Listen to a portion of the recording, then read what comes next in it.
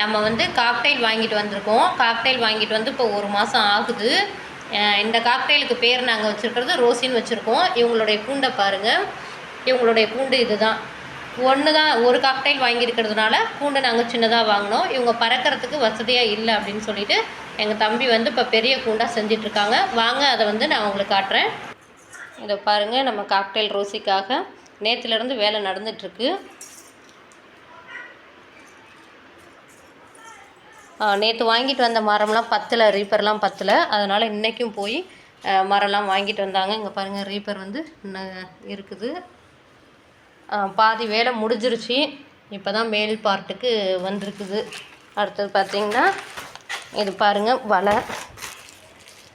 வலையும் வாங்கிட்டு வந்தாச்சு. இதை முடித்ததுக்கு அப்புறம்தான் வலையை வந்து நம்ம மேலே போட முடியும். ஓகே, பார்ப்போம் எத்தனை நாளில் முடிக்கிறாங்க அப்படின்ட்டு. உங்களுக்கு இந்த வீடியோ பிடிச்சிருந்துன்னா ஒரு லைக் பண்ணுங்கள்.